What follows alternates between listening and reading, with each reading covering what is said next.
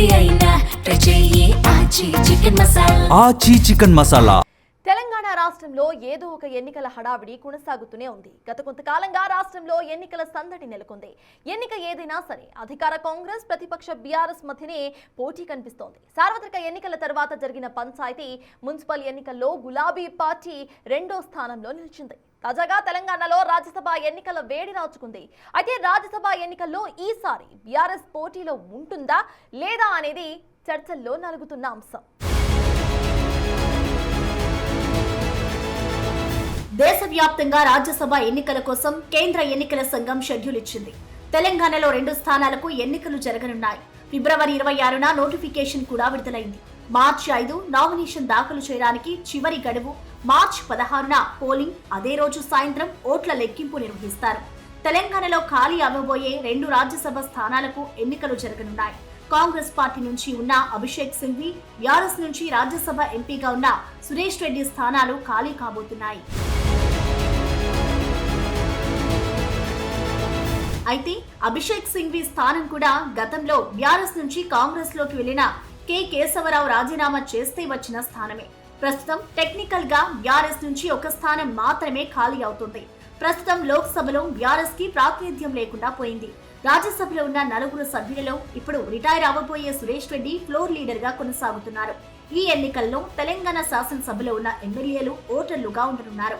ఆ క్రమంలో సడన్ గా రాజ్యసభ ఎన్నికల నోటిఫికేషన్ వచ్చిన నేపథ్యంలో రాజకీయ పార్టీలు తమకున్న బలబలాలను విశ్లేషించుకుంటున్నాయి.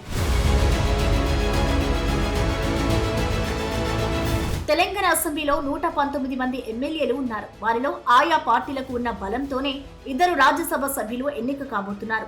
కాంగ్రెస్ 2 రాజ్యసభ స్థానాల్లో పోటీ చేయనుంది. శాసనసభలో ప్రధాన ప్రతిపక్షంగా ఉన్న బీఆర్ఎస్ కు 1 స్థానానికి పోటీ చేసే అవకాశం ఉంది.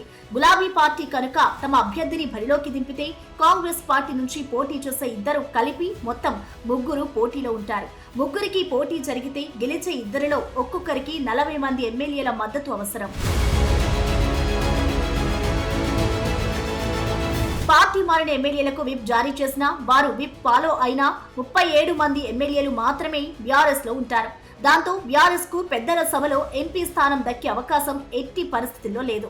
ఈ నేపథ్యంలో పోటీకి కూడా దూరంగా ఉండాలని గులాబీ పార్టీ భావిస్తున్నట్లు తెలుస్తోంది.